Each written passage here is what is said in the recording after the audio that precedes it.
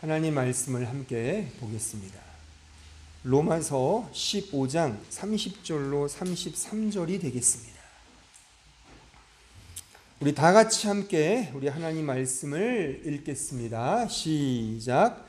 형제들아, 내가 우리 주 예수 그리스도와 성령의 사랑으로 말미암아 너희를 권하노니 너희 기도에 나와 힘을 같이하여 나를 위하여 하나님께 빌어 나로 유대에서 순종하지 아니한 자들로부터 건짐을 받게 하고 또 예루살렘에 대하여 내가 섬기는 일을 성도들이 받을 만하게 하고 나로 하나님의 뜻을 따라 기쁨으로 너희에게 나아가 너희와 함께 편히 쉬게 하라.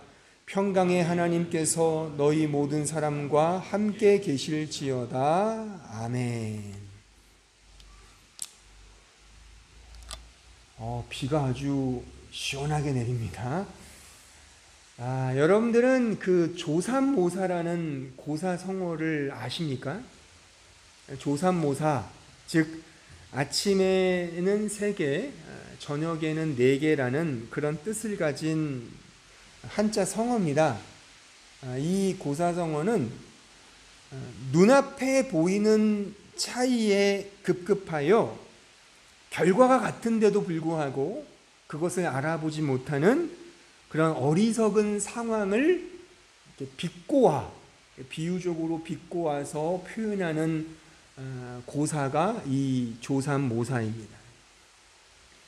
그 유래가 이러합니다. 중국 송나라 때 이 저공이라는 사람이 원숭이를 너무 좋아해서 키웠거든요. 그래서 매일 이렇게 도토리를 줬는데 그 원숭이의 수가 이렇게 급증하다 보니까 감당을 못하는 거예요. 그래서 그러니까 도토리도 주는 게 너무 여간해서 이게 쉽지 않아서 이렇게 원숭이들을 불러 모아놓고 이렇게 말했대요. 이제 내가 너희들에게 아침에는 도토리 3개를 주고 저녁에는 4개를 줄게. 그랬대요.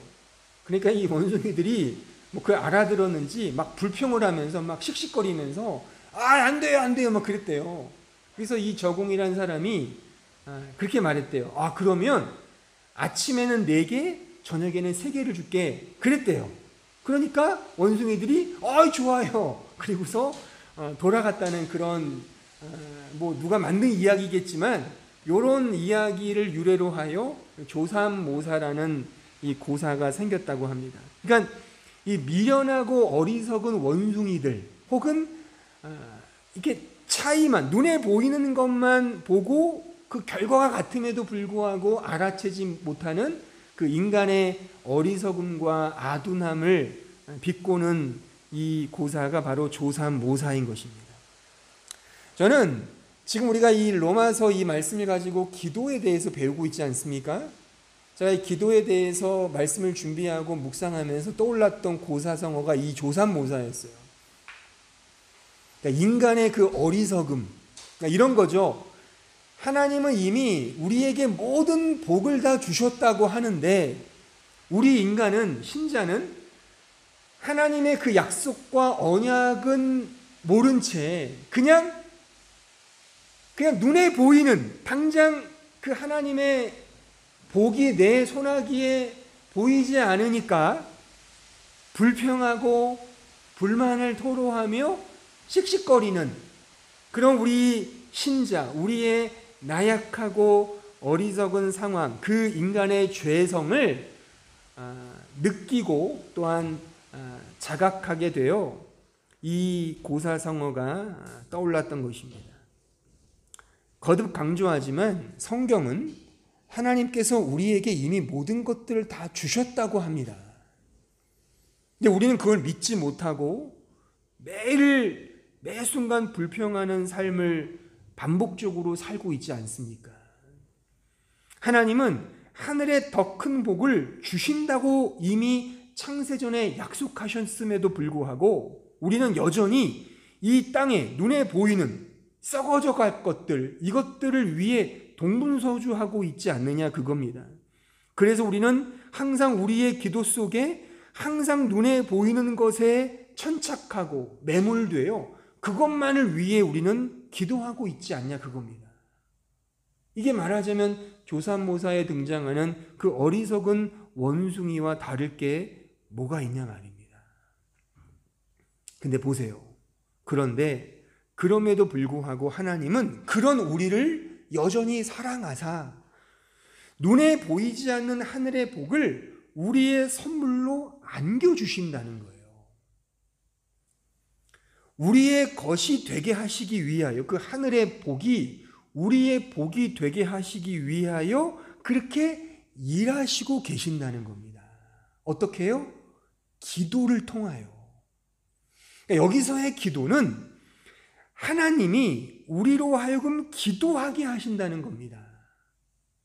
그 기도를 통해 이 땅의 것에 늘 집착하며 사는 우리의 뜻을 하늘의 뜻으로 이렇게 바꾸사, 이게 프로슈코마이라고 그랬죠. 우리는 늘 세상의 것에 천착하며 그런 뜻을 가지고 사는데 그 뜻을 바꾸시는 거예요. 하늘의 뜻으로. 뜻을 바꾼다는 이 단어 자체가 프로슈코마이입니다. 이 프로슈코마이가 헬라어인데 기도예요, 이게. 기도. 그러니까 이 기도를 하게 하시는 거죠.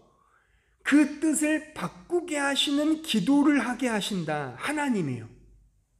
그렇게 역사하신단 말입니다. 하나님은 그 원숭이를 사랑했다는 저공의 그런 인간적 트릭을 쓰시는 것이 아니라 전공법을 사용하시죠. 어떻게 해요?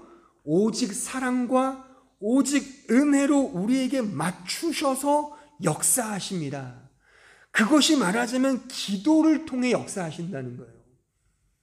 나는 언제나 세상의 것들만을 기도하는데 하나님이 그 기도를 통해서 하늘의 뜻으로 바꾸어 주신다는 겁니다. 어떻게 해요? 은혜와 사랑으로. 이게 하나님이 우리 안에서 역사하시는 전공법인 겁니다. 그래서 보세요. 제가 이 기도 시리즈를 설교하면서 왜 기도해야 하는가? 답이 뭐였습니까? 기도를 해야 되는 이유는, 기도하는 이유는 이미 우리는 하늘의 복, 그 하나님의 은혜의 복을 이미 받았기 때문에 기도하는 겁니다.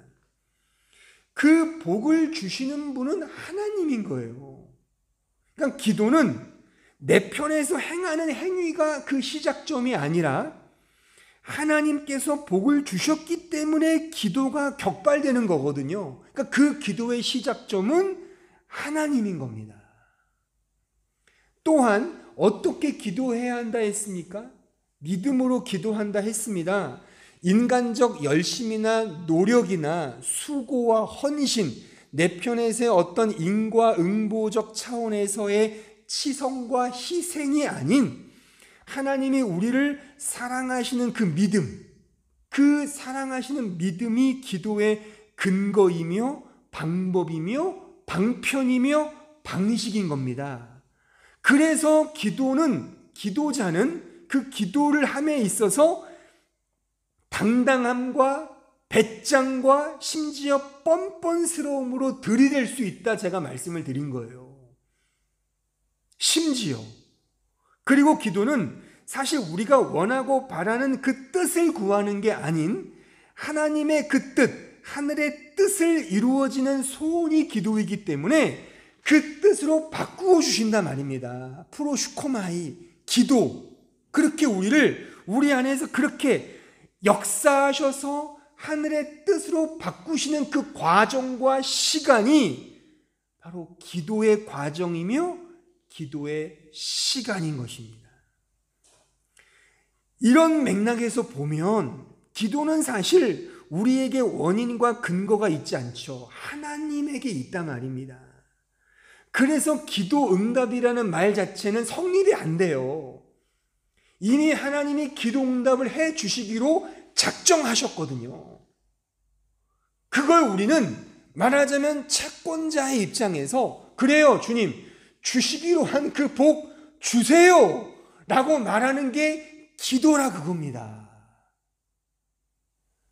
그러니까 세상의 기도는 내가 믿는 어떤 신을 감화 감동시켜서 주기 싫은 어떤 복을 받아내는 게 기도라면 기독교, 성경이 말하는 기도는 정반대인 거예요.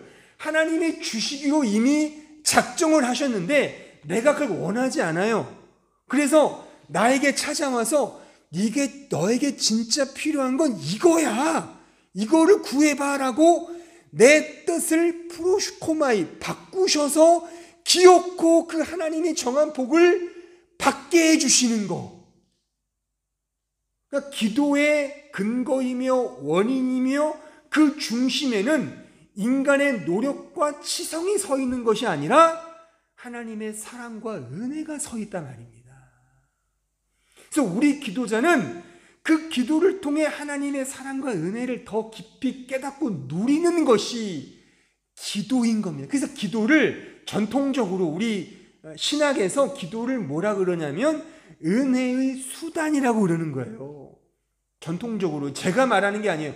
전통적으로 신학이 뭐라 말하냐면 은혜의 수단이 두 개가 있어요. 하나가 말씀과 기도예요. 말씀과 기도밖에 없어요. 은혜를 받는 수단은, 그러니까 이 기도가 그러니까 은혜의 수단인 겁니다. 하나님의 은혜를 더 누리는 거. 억지로 하기 싫은 거 치성을 들여서 막 받아내는 게 기도가 아니에요. 그건 은혜가 아니죠. 기도가. 그거는 뭐예요? 내 자랑이죠. 그래서 기도 열심히 하는 사람들이 다 간증하잖아요. 나 이렇게 열심히 기도했더니 응답받았다. 그건 기도의 기자도 모르는 겁니다. 기도는 기도를 통해 하나님이 영광을 받으시고 하나님 영광이 드러나는 것이지 기도자의 업적이 아니란 말입니다. 이렇게 보면 이제 기도의 내용에 있어서도 마찬가지예요. 즉 무엇을 기도할 것인가, 무엇을 그 기도의 내용에 있어서도 사실 마찬가지이고, 따라서 기도의 내용에 있어서도 사실 그닥 의미를 찾을 내용은 없습니다. 왜냐하면 왜 기도하고 어떻게 기도해야 하는지를 알고 확인한 이상 그 모든 기도의 내용과 제목들은 보세요. 이미 하나님 편에서 완성되고 이루어진 결과이기 때문에 그렇잖아요. 물론 그렇다고 해서 기도를 하지 않는다는 말은 아니고, 기도의 내용, 기도의 제목을 붙일 필요가 없다는 말은 아닙니다. 기도를 해야 하고 다양한 기도 제목을 가지고 기도할 수 있고 기도해야 합니다. 하지만 기도를 해야 하고 기도 제목을 붙이는 것은 그런 기도의 제목과 내용이 응답받기 위함이 아니라 그 기도를 통해 우리의 존재와 영혼 그리고 우리의 믿음을 위해서 기도하게 하시는 거라 그겁니다. 하나님은 우리를 위해서 기도를 하게 하시는 것이지 그 기도의 내용, 기도의 열심을 봐가면서 기도 응답을 해주시는 게 아니라는 겁니다. 이것은 이런 말입니다. 뭐냐면 우리는 사실 조삼모사의 그 원숭이들보다 더 어리석고 더 집요하게 나 자신만을 위하며 사는 존재지 않습니까? 근데 그런 우리를 하나님은 사랑하신다는 거예요. 변화되는 게 아닙니다. 우린 변화 안 됐습니다. 네?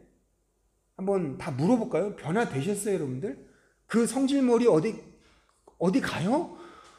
우리 마음이 여전히 그 못된 성질머리가 있잖아요. 뭐가 변화가 돼요? 다 아는데 조금만 그 건드리면 막 파득 일어나는 게 우리의 실체이지 않습니까?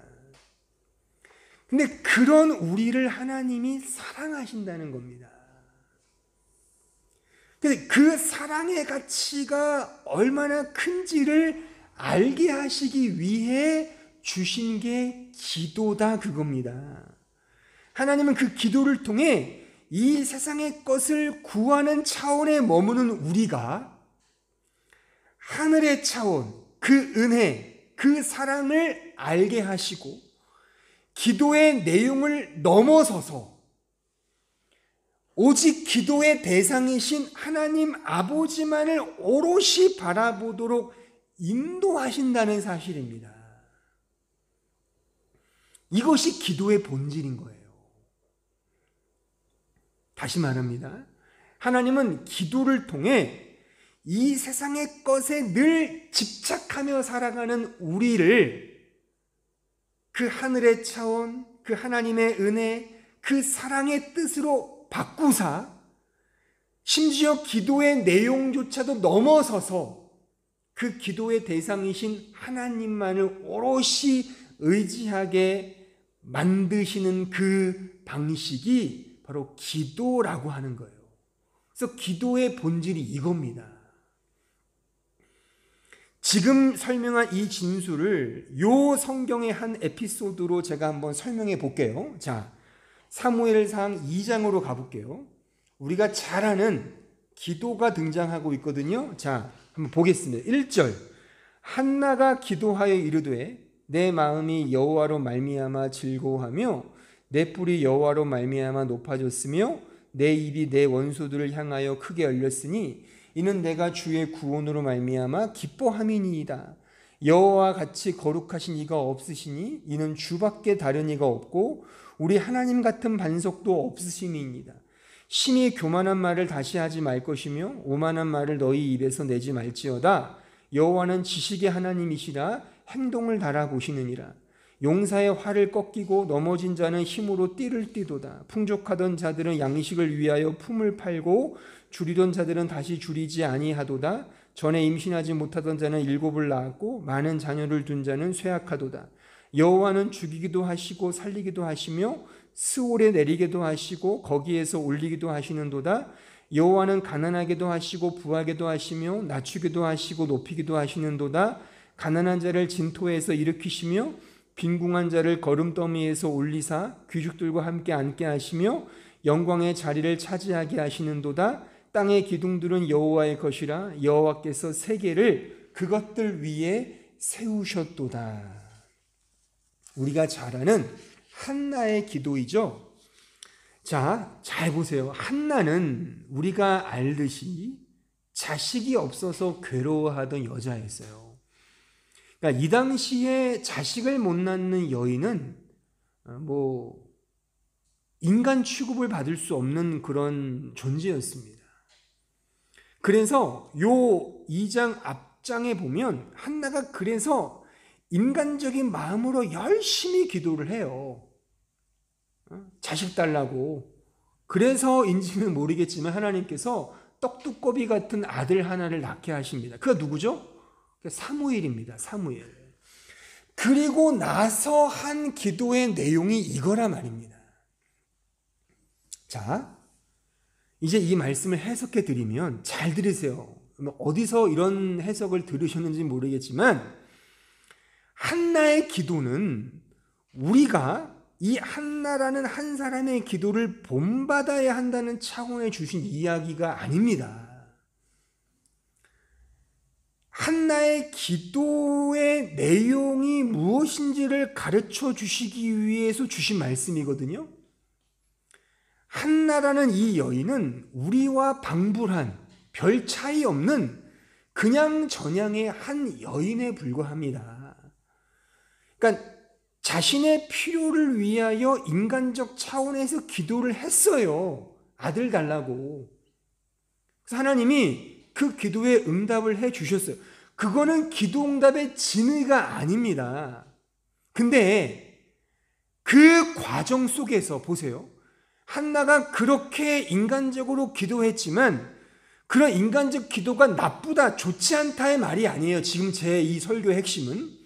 그럴 수밖에 없어요, 인간은. 여러분들도 정말 힘든 일이 생기면 인간적으로 구할 수밖에 없게 될 겁니다. 나쁘다가 아니에요. 우리는 그럴 수밖에 없는 존재입니다. 매우 기복적이고요. 인간적이고 세속적인 존재가 우리 인간입니다. 그걸 하나님은 다 아세요. 중요한 건 그렇게 하는 그 기도를 통해 한나가 깨닫게 된 하나님에 대한 이미지인 겁니다. 하나님을 깨닫거든요. 기도를 통해. 그 기도를 통해 하나님의 하나님 되심을 어렴풋하게 깨닫게 되어 기도한 결과의 내용이 오늘 본문에 이 읽은 말씀이라 그겁니다. 근데 지금 기도의 내용치고는 기도의 내용이 없어요. 그렇죠? 지금 다시 보세요. 이 말씀을 주의 깊게. 기도의 내용이 없고 하나님에 대한 것밖에 없어요. 기도의 내용 자체가. 그 대표적인 예가 6절, 7절 다시 보세요. 오늘 읽은 말씀. 사무엘상 2장 6절 보세요.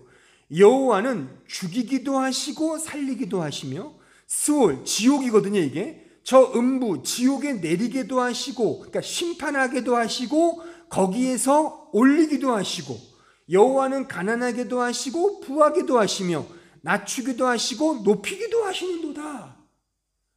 한나의 기도의 내용이 어떻게 되고 있습니까? 아들 하나 주세요에서 하나님입니다 그냥 이렇게 바뀐단 말입니다. 기도의 내용 자체가요. 기도의 내용이 사실 기도의 내용이 없는 기도로 바뀌는 거예요. 남는 건 뭐예요? 하나님만 남죠.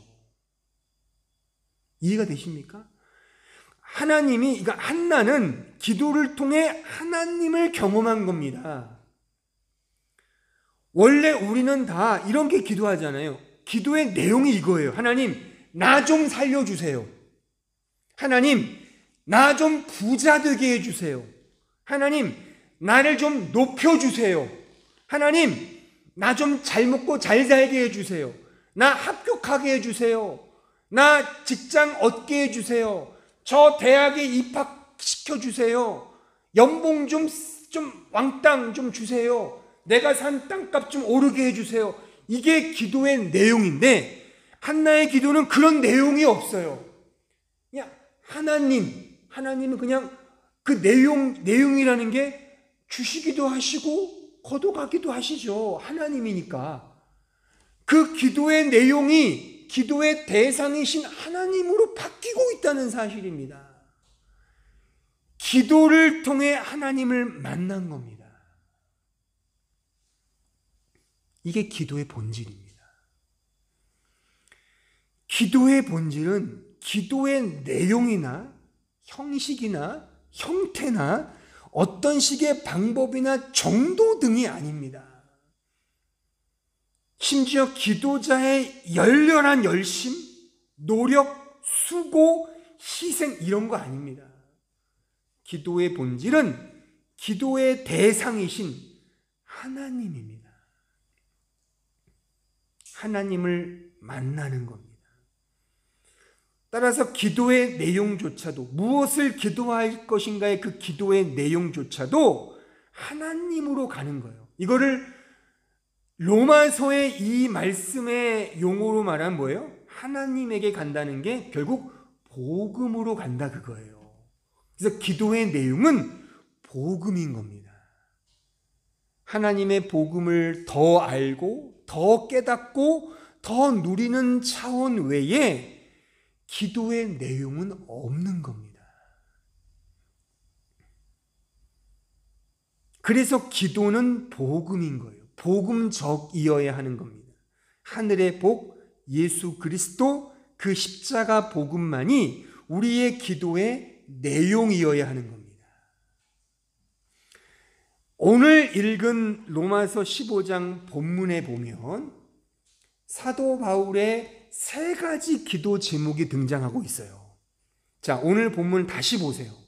다시 보시면 자, 형제들아, 내가 우리 주 예수 그리스도와 성령의 사랑으로 말미암아 너희를 권하노니 너희 기도에 나와 힘을 같이 하여 나를 위하여 하나님께 빌어 해서 31절부터 기도의 제목이 등장하는데 첫 번째, 나로 유대에서 순종하지 아니한 자들로부터 건짐을 받게 하고 첫 번째 기도 제목. 두 번째, 예루살렘에 대하여 내가 섬기는 일을 성도들, 타인, 다른 사람이 받을 만하게 하며 두 번째 기도 제목. 세 번째, 나로 하나님의 뜻을 따라 기쁨으로 너희에게 나아가 너희와 함께 편히 쉬게 하라. 이 세 가지 기도 제목이 등장해요. 첫 번째 기도 제목, 나로 유대에서 순종하지 아니하는 자들로부터 건짐을 받게 하라. 왜 이런 고난과 고통을 당하는 겁니까? 지금 본문의 말씀을 보면 시작이 예수 그리스도와 성령의 사랑, 복음이에요. 복음으로 말미암아 기도하고 있거든요. 그러니까 그 복음으로 말미암아 고난을 당하는 걸 전제하는 겁니다. 내가 복음을 전하는데 당연히 받아야 할 고난이 있어. 그 고난과 고통으로부터 건짐받기를 위해 좀 기도 좀 해줘라는 게 첫 번째 기도 제목이에요. 이건 이렇게 말할 수 있죠. 즉, 나 자신을 위한 기도 제목인 거죠. 나 자신을 위한 기도 제목. 두 번째 기도 제목은 우리가 아까 확인했듯이 예루살렘에 대하여, 그러니까 예루살렘 교회, 타인이에요. 다른 교회에 내가 섬기는, 뭘 섬기는 거겠습니까? 밥 해주고 먹이는 게 섬기는 거예요? 그게 아니에요. 성경의 섬김은 복음의 섬김밖에 없어요. 믿음의 섬김. 그 복음의 섬김, 복음을 전하는 거거든요. 그러니까 복음을 전하여 그들이 복음을 믿도록 하는 거. 이게 두 번째 기도 제목이에요. 다시 말하면 타인을 위한 기도죠.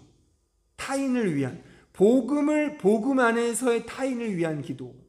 세 번째 기도 제목은 나로 하나님의 뜻을 따라 기쁨으로 너희에게 나아가 너희와 함께, 즉 하나의 공동체를 말하는 거예요. 그 공동체 안에서 참된 쉼, 평안, 에이레네, 평강을 누리게 하라. 즉 공동체를 위한 기도 제목인 거예요.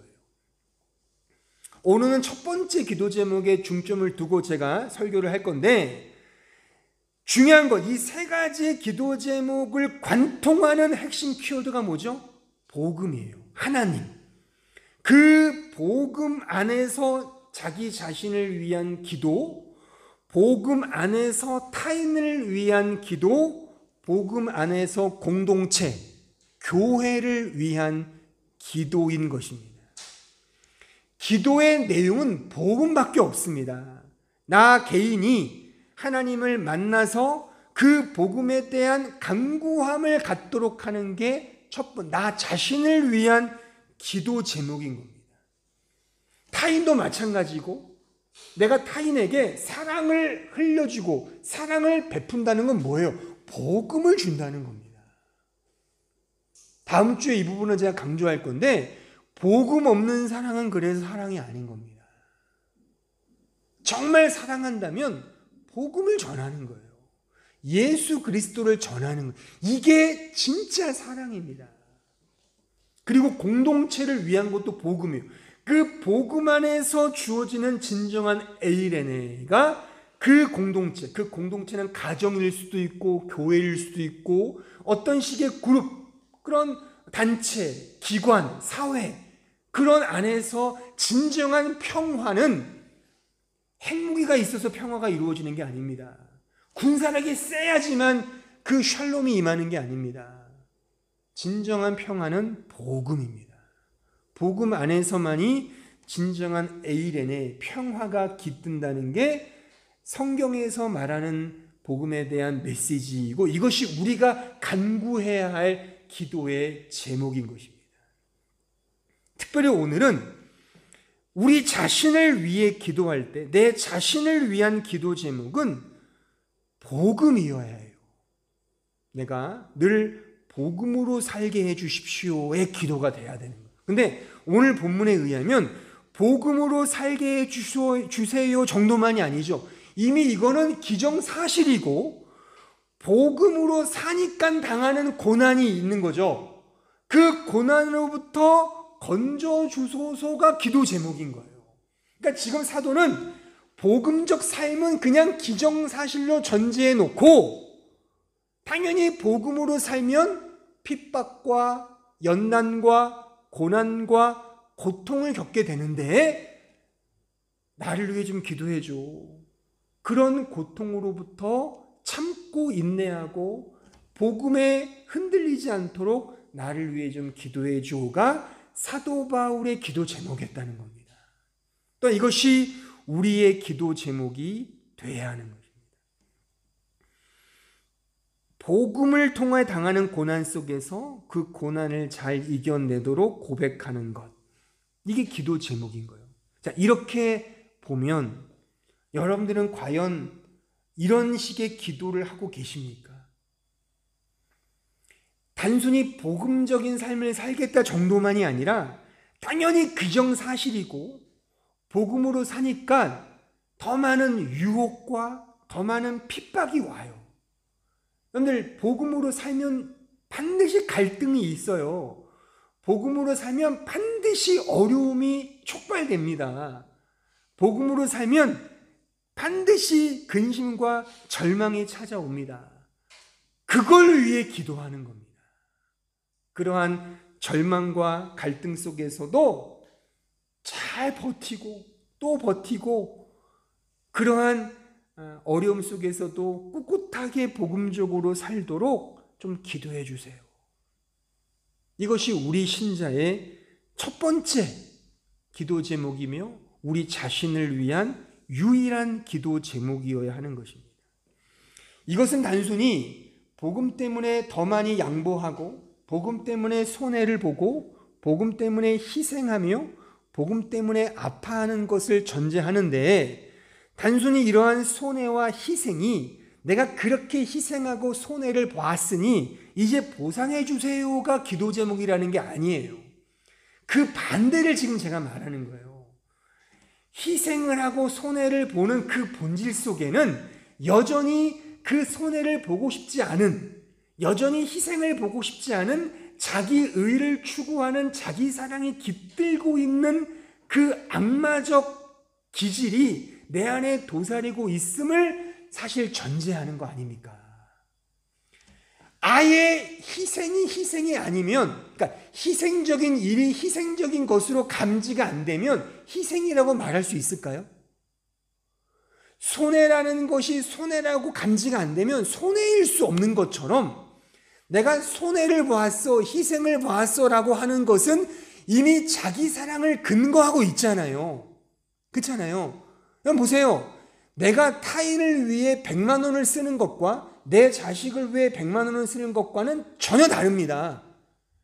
내 자식을 위해 100만 원을 쓰는 거는 희생이라고 보지 않아요, 부모들은. 왜요? 사랑하니까. 당연히 해야 되는 것으로 이해한단 말입니다. 거기에서의 희생은 그렇게 이해되지 않아요. 더 노골적인, 더 깊숙한 것으로 하겠죠. 심지어는 자식마저도 그렇게 될 겁니다. 어느 선에 가면. 하지만 타인에게 100만 원은 나에게 희생인 거예요. 그러니까 내가 이렇게 희생했는데 너는 왜 그 꼴이야? 왜 나에게 이렇게 대접을 해? 라고 생각을 하잖아요.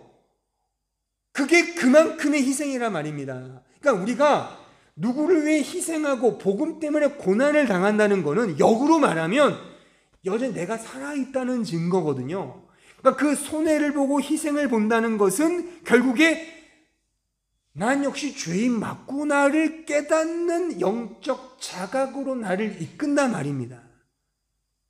이해되세요? 그래서 내가 더 많이 부족하구나, 주님 난 역시 여전히 죄인입니다, 은혜를 주십시오로 또 가게 된단 말이죠. 이 기도문이 주기도문에서 그대로 나오는 거예요. 주기도문에 보면 하나님의 뜻을 구하고 나서 마지막에 뭐로 기도하죠? 시험에 들지 않게 하소서. 또한 마지막이 다만 악에서 구하소서로 맺는단 말이에요. 시험에 들지 않는다, 다만 악에서 구하소서는 그 악이라는 게 제3자를 말하는 게 아니라 내 자신이 악이라는 걸 전제한단 말입니다. 시험이라는 게 나는 올곧하게 서 있는데 주변에 있는 사람들이 나를 시험하여서 그 시험거리가 없게 해주세요가 아니라, 선악과를 입에 문 인간이 언제나 두 마음으로 보기 때문에 내 자신이 템테이터, 내가 시험을 행하는 그 주체가 나라는 뜻입니다. 나는 이렇게 두 마음으로 보는 시험자입니다. 시험에 들지 않도록 나를 죽여주옵소서. 다만 악에서, 저 왼수 같은 김정은, 북한 놈들, 이런 왼수들 악을 죽여주세요가 아니라 내가 악이란 뜻입니다. 나 같은 이 악, 내 죄, 이 죄로부터 구하소서가 다만 악에서 구하소서, 이 기도로 연결된단 말입니다. 오늘 이 본문에 내 자신의 이 죄성으로부터 건져주세요의 사도 바울의 기도와 일맥상통한다, 그겁니다. 이해를 하시겠어요? 내가 살아있으니까 시험을 받는 겁니다. 내가 내 안에 악이 있기 때문에 악이 있는 것이지 다른 제3자가 악이 아니라 말입니다. 물론 악이라는 데블, 그런 식의 사탄, 세이튼이 있죠. 하지만 성경에서는 그것이 고유 명사로도 쓰이지만 일반 명사로도 더 많이 쓰입니다. 일반 명사는 뭐예요? 해석을 해줘야죠. 예수님이 자신에 대해서 막 십자가를 거부했던 베드로를 향하여 이 베드로와 사탄아 물러가라 했잖아요. 그 사탄이 일반 명사입니다. 어떤 고유 명사의 세이튼이 아니라 일반 명사의 세이튼을 쓰셨다고요. 그 해석을 해줘야죠. 너를 주장하는 네 마음에 있는 그 세이튼적인 그 악마 물러가라, 그런 뜻이라 말입니다. 우리 안에 그런 악마적 요소가 있다는 것을 성경은 전제한다는 것이죠. 거기로부터의 건짐을 말하는 겁니다. 내가 열심히 참고 인내해서 나 이만큼 희생했으니까 보답해 주세요가 아니라 오히려 이렇게 갈등하고 좌절할수록 그 희생과 손해는, 아파함은 내가 여전히 살아있음을 발견한 그 신자가 가지는 하나님께 대한 의존적 믿음의 기도인 것이지 보상이 아닌 것입니다. 이런 맥락에서 우리가 또 이해할 수 있는 하나의 구약적 사례로 제가 들고 싶은 게 바로 역대상 4장에 등장하는 이 기도의 내용이에요. 자, 역대상 4장 10절을 보세요. 누구의 기도입니까? 자, 야베스가 이스라엘 하나님께 아뢰어 이르되 주께서 내게 복을 주시려거든 나의 지역을 넓히시고 주의 손으로 나를 도우사 나로 환난을 벗어나 내게 근심이 없게 하옵소서 하였더니 하나님이 그가 구하는 것을 허락하셨더라. 우리가 잘 아는, 그리고 2000년대 초반인가요? 그 소위 야베스의 기도라는 유명한 책이 있었죠. 그러니까 우리가 너무나 잘 아는 야베스의 기도인데 그런 내용이 아닙니다. 이 기도문에서 중요하게 해석해야 될 부분은 그 앞부분, 주께서 내게 복을 주시려거든에 해당하는 이 표현인데, 이 부분을 히브리어 원문으로 보면 여기에 쓰인 동사가 PL형 동사예요. 이 PL형 동사라는 건 뭐냐면 이게 소위 말해 우리로 말하면 강의 어법이에요. 강조형 동사입니다. 영어 성경으로 보면 이게 이렇게 되는 거예요. Indeed, you would bless me. Indeed, 진정, 정말로. 그렇게 indeed를 첨가한 거예요. 이 영어 성경은. 정말 당신은 나에게 복을 주셔야만 합니다. 그 뜻이에요. 강조 어법으로.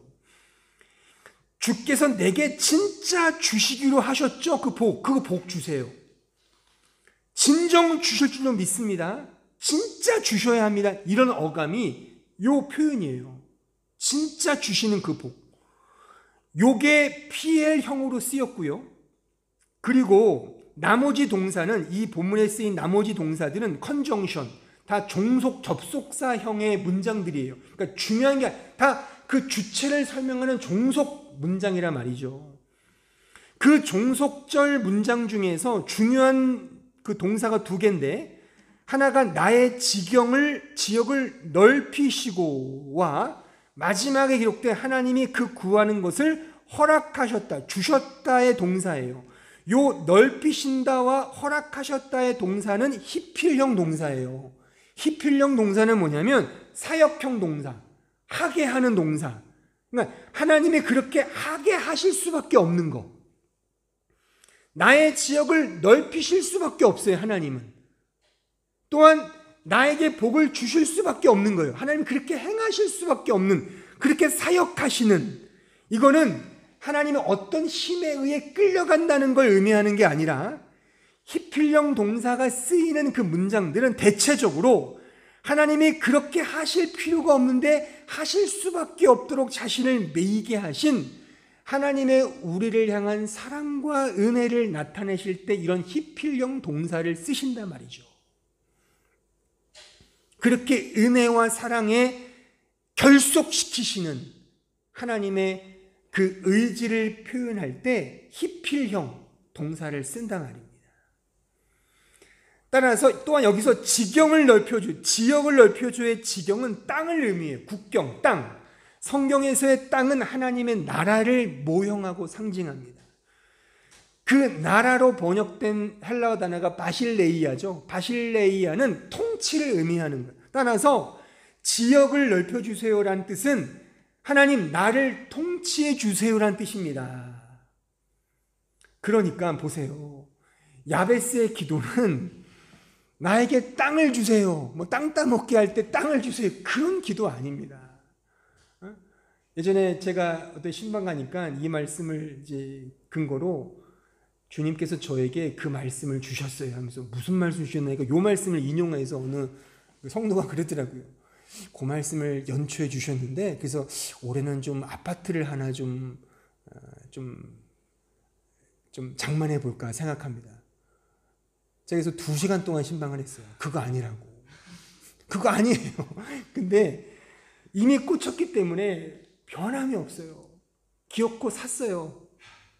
그리고 또 이 세컨드 하우스라고 저기 어느 강원도 어디에 사가지고 그런 말씀 아닙니다, 이건. 그러니까 땅을 주세요. 또한 세상적인 근심 없이 평탄하게 해주세요. 그런 말씀, 그런 기도가 아니라 이 기도는 하나님의 복을 담보로 하여, 그러니까 강조형이죠. 복 주시기로 하셨죠. 그 약속, 하나님의 언약에 근거하여 약간 채권자의 입장에서 하나님 나에게 복 주시기로 이미 우리 선조부터 약속하신 거 기억하시죠? 이제 기도합니다. 그러니까 복 주셔야 돼요. 복 주세요. 복 주시고야죠. 복 주세요. 그러면서 하는 기도가 하나님 그 복, 그 복음이죠. 하늘의 복. 그 복음으로 나를 통치해 주옵소서. 그 복음으로 나를 지켜주십시오. 근심 없게. 오늘 사도 바울의 기도와 똑같잖아요. 그 어려운 고통 속에서 건져주세요. 근심. 왜 근심을 당하는 거겠습니까? 복음 때문에 당하는 근심이라니까요. 성경에는 세상적인 근심에 대해서는 별로 말이 없어요. 다 복음으로 당하는 근심을 말한단 말입니다.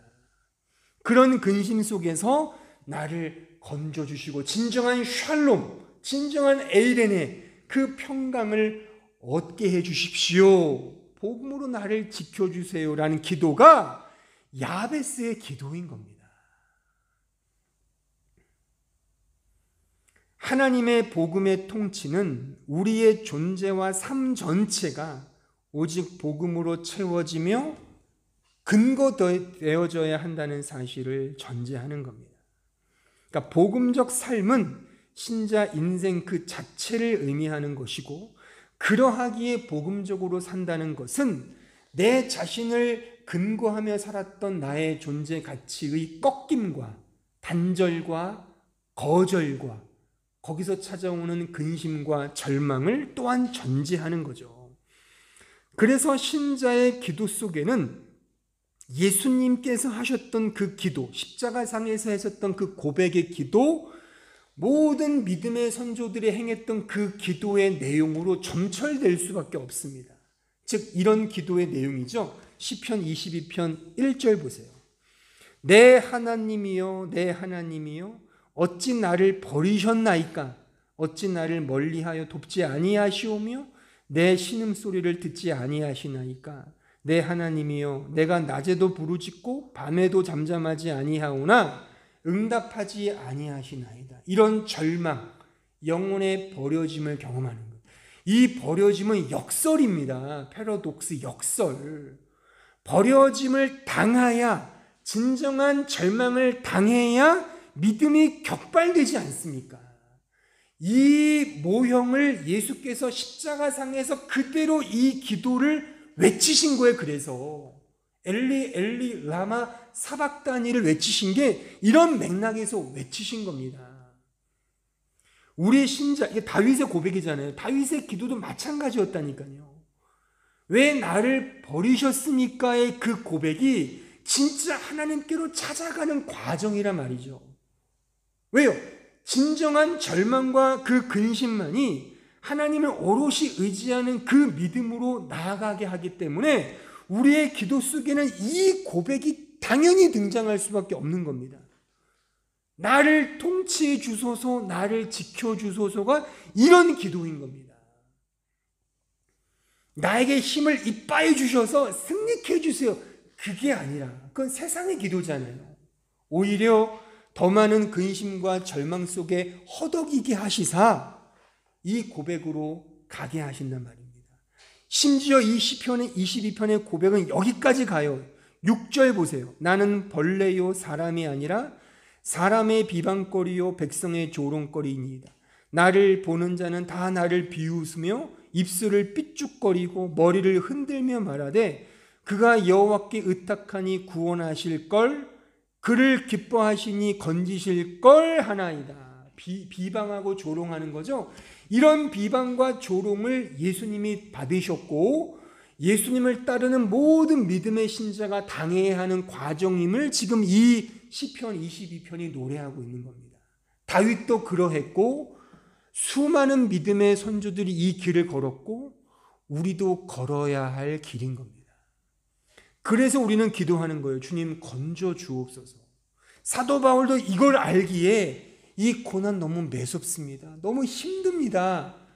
주님 도와주시지 않으면 저는 복음 전하다 망합니다. 이런 기도가 여러분들의 기도 속에서 흘러나와야 하는 겁니다. 내 존재와 가치의 삭제가 우리의 기도의 제목으로 등장하는 겁니다. 또 여기까지 갑니다. 시편 22편 11절 이하를 보세요. 나를 멀리하지 마옵소서. 환난이 가까우나 도울 자 없나이다. 많은 황소가 나를 에워싸며 바산의 힘싼 소들이 나를 둘렀어. 여기서 황소와 바산의 소는 다 우상들을 상징하는 거죠. 성경에서의 소는 하나님을 상징해요. 다 소가 등장하는 거예요. 소라는 게 하나님이거든요. 그러니까 우상적 하나님이죠. 진짜 말씀의 하나님이 아니라 그런 세상의 힘, 그런 세상의 우상들이 조롱한다는 뜻입니다. 다 둘러싸여 있어요. 그 신자들을. 내게 그 입을 벌림이 찢으며 부르짖는 사자 같으니이다. 나는 물같이 쏟아졌으며 내 모든 뼈는 어그러졌으며 내 마음은 밀랍 같아서 내 속에서 녹았으며 내 힘이 말라 질그릇 조각 같고 내 혀가 입천장에 붙었나이다. 주께서 또 나를 죽음의 진토 속에 두셨나이다. 개들이 나를 에워쌌으며 악한 무리가 나를 둘러 내 수족을 찔렀나이다. 내가 내 모든 뼈를 셀 수 있나이다. 다 뼈가 이렇게 꺾였기 때문에 그 뼈를 셀 수 있을 정도로 아프다는 거죠. 그들이 나를 주목하여 보고 내 겉옷을 나누며 속옷을 제비 뽑나이다. 여호와여 멀리하지 마옵소서. 나의 힘이시여 속히 나를 도우소서. 내 생명을 칼에서 건지시며 내 유일한 것을 개의 세력에서 구하소서. 예수님의 기도고 예수님의 모습이잖아요.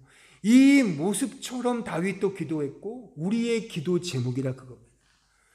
진짜 복음적으로 살면 세상이 나를 알아주지 않습니다. 그럴 때 터져 나오는 게 주님, 나의 힘이 되신 주님 나를 도우소서. 진짜 주님에 대한 도움의 기도가 격발되는 겁니다. 진정 하나님만을 의존하는 기도로 내 영혼이 채워지는 거예요. 이게 기도이며 이것이 신자의 기도의 청사진입니다. 여러분들의 기도 속에 이런 기도가 나와야 하는 겁니다.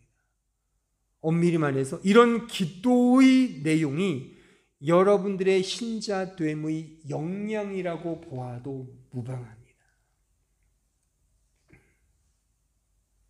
오늘 설교의 결론입니다. 한번 적용을 해보면 일단 여러분들의 시간 속에서 기도의 시간을 많이 확보해 보시길 저는 권합니다. 어떤 기도 제목도 좋습니다. 기도를 해보십시오. 한나가 했듯이 아들 달라고 기도했잖아요. 매우 육적으로 그렇게 기도할 수 있어요. 나 여기 붙여주세요. 좀 돈 좀 주세요. 좀 내가 산 땅 좀 오르게 해주세요. 그럴 수 있습니다. 어쨌든 기도하는 시간을 가져보시길 저는 권합니다. 일단 거기에 약간의 약간이 아니죠. 거기에 좀 아주 중요한 맹점으로 지금 우리가 배운 이 기도 속에 등장한 하나님에 대한 이해의 말씀을 상기해 보시면서 기도해 보세요.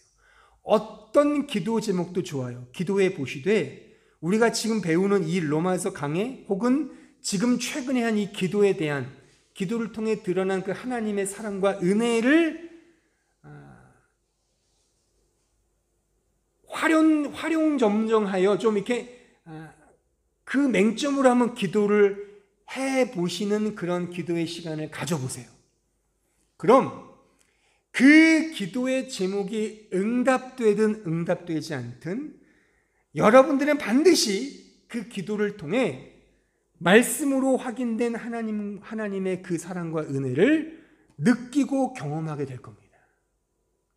해보세요. 안 되면 저에게 찾아오세요. 교무실로 오세요. 안 되시면. 하지만 분명히 기도를 해보시되 지금 말씀으로 확인된 이 배운 내용을 상기하면서 한번 기도의 무릎으로 기도해 보시면 반드시 저는 장담컨대 하나님의 사랑과 은혜를 조금씩 느끼고 경험하게 될 것이라고 확신합니다. 이게 복음의 개인적 접촉이에요. 그 복음의 접촉은 분명 또한 나에게 갈등과 근심을 유발시킬 겁니다. 여러분들이 저와 저의 설교와 매 주일마다 이 말씀을 잘 들었다면 이런 의문을 가지고 돌아가실 거예요. 그럼 어떻게 하는 거지? 그러면 나는 뭐 먹고 살려는 거야? 하나님의 영광을 위해 살려면 내가 바보가 되어야 되는 건데 그렇게 나는 못 살 것 같은데 이런 고민. 그렇게 살라는 게 아니에요. 살지도 못하잖아요. 그런 고민과 갈등이 들잖아요. 그게 좋은 겁니다. 그 갈등과 고민, 심지어 두려움과 이렇게 하나님 섬기다가 진짜 하나님 없으면 어떡하지? 그런 의심, 좋아요. 그런 의심과 두려움, 절망, 그걸 갖는 거예요. 당연히 갖습니다. 그런 절망과 두려움 속에 이제 기도하는 거예요. 어떻게? 오늘 사도 바울의 기도처럼. 주님, 두렵습니다. 괴롭습니다. 제가 복음을 전하러 가는데 저 유대인들이 날 죽이려 해요. 정말 두려워요. 사실 우리의 사고로 말하면 이렇게 돼야죠. 내가 복음을 전하는데 왜 고난이 와? 고난이 오면 안 되잖아요. 고난을 당한 사도 바울의 사역, 그래서 그 사역 때문에 사도 바울은 역으로 공격을 당했어요. 아니, 네가 진짜 복음을 전하면 왜 그 모양으로 사역을 하냐고. 네가 진짜 하나님 복음을 전한다면 승승장구해야 되는 거 아니야? 아니, 하나님이 살아계신다네 왜 네 모양은 그 꼴이야?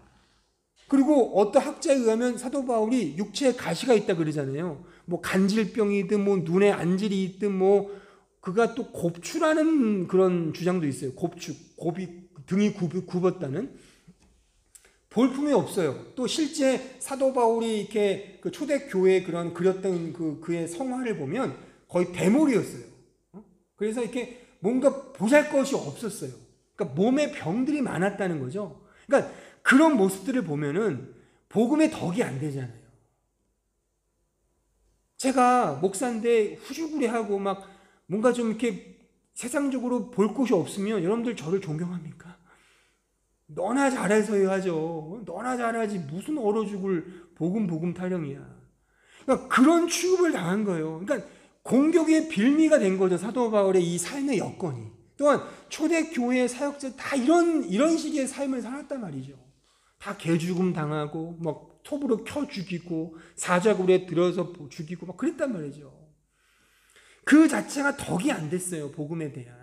아니 진짜 하나님의 복음이 진짜라면 정말 복음을 전하면 병자가 막 살아나고 막 엄청난 막 영향력을 끼쳐가지고 말이죠. 황제가 변화되고 막 그래야 되잖아요. 오히려 역사적으로 그런 일이 벌어지니까 기독교의 복음이 쇠약해졌죠. 따라서 진짜 기도를 통해 복음을 확인하고 설교를 통해 복음에 접촉이 되면 갈등이 생기고 근심이 생기며 두려움이 생기고 절망합니다. 그때 우리에게 주신 은혜의 방편이 기도라는 거예요. 그때 오늘 배운 이 기도를, 학습된 이 기도를 그대로 하시면 돼요. 하나님, 저를 좀 복음 안에서 건져주세요. 시험에 들지 않게 하옵소서. 다만 악에서 제가 지금 유혹에 넘어가려고 합니다. 지금 하나님 저 부족한 거 아시잖아요. 저 타협하려고 해요. 지금 하나님 이 악에서 저를 건져주십시오. 기도하면 하나님이 또 은혜를 베푸시는 거예요. 그러한 반복적인 기도가 그래서 우리 평생에 이 기도를, 그래서 하나님께서 이렇게 기도하라 하시면서 일용할 양식을 주옵소서. 일용할 양식은 지금 먹을 거를 위한 기도가 아니에요. 일용할이라는 것은 내일의 의미를 말하는 거예요. 하나님 말씀에 대한 기도인 것이지 내가 지금 먹을 거 주세요 그런 거 아닙니다. 또한 시험에 들게 하지 마시고 다만 악에서 구하소서가 이런 맥락이고, 오늘 사도 바울이 기도했던 거 있잖아요. 내가 복음을 전하고 복음으로 사는데 많은 고난과 고통이 안 봐도 뻔합니다. 안 봐도 비디오입니다. 주님 은혜를 베푸시사 나를 좀 건져 주십시오. 그 기도인 것이고, 한나의 기도도 그러했고 야베스의 기도도 그러했어요. 야베스 자신이, 그 자신의 이름 자체가 야베스가 고난이었잖아요.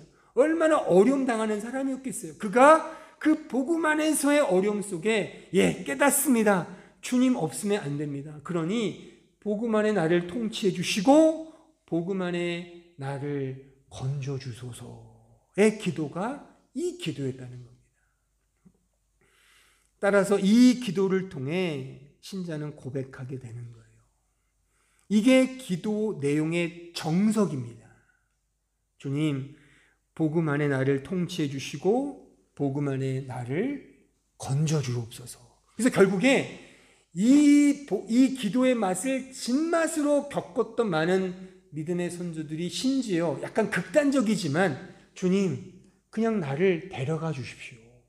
이 세상에 정말 소망 없으니 나를 정말 저 하나님 눈물도 없고 고통도 없는 저 천국, 하나님의 그 나라 내세로 나를 좀 빨리 좀 데려가 주세요라는 그 내세에 대한 극단적인 신앙까지 간 거예요. 그 나쁘다 좋다가 아니에요.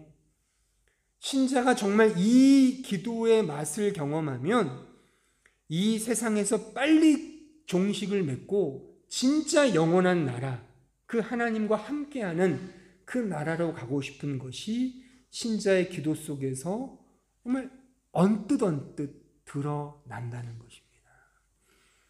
우리의 기도의 내용이 바로 이러한 기도가 되어야 하는 것입니다. 우리 모두 이 기도의 이 놀라운 이 고백 속에서 정말 하나님의 그 복음을 더 많이 경험하고 그 복음 안에서 진정한 위로와 기쁨과 진정한 쉼과 평강을 맛보는 우리 모두가 되기를 진심으로 기원합니다. 기도하겠습니다. 은혜로우신 아버지 하나님, 감사합니다. 우리를 복음으로 어거해 주시고 복음으로 인도하시는 그 하나님의 은혜의 계획을 저희들은 매번 배우고 확인하지만 늘 어렵고 늘 괴롭고 늘 절망적인 것이 사실입니다. 왜냐하면 여전히 내 안에 나를 사랑하는 육적인 죄의 본성이 있고 나만을 사랑하는 그 본질 속에서 하나님의 그 은혜를 담기에는 너무나 큰 전투와 전쟁이 매 순간 내 안에서 벌어짐을 경험합니다. 근데 그러한 전쟁과 전투가 오히려 이 기도를 격발케 하며 이 기도를 통해 은혜를 받게 한다는 사실을 오늘 확인했습니다. 우리 사랑하는 모든 성도들 늘 그리하여 어떤 기도 제목이든 기도하게 하시고 말씀을 따라 복음을 따라 은혜를 따라 그 사랑을 따라 기도하여 그 기도 안에서 하나님의 사랑과 은혜를 더 풍성히 경험하여 그러한 갈등과 어려움과 절망 속에서 하나님의 도우심을 구하며 그래야 더 큰 하나님의 사랑과 은혜를 또한 기도를 통해 경험하는 우리 모든 성도들 될 수 있도록 축복해 주시고 인도하여 주옵소서. 예수님의 이름으로 기도하옵나이다. 아멘.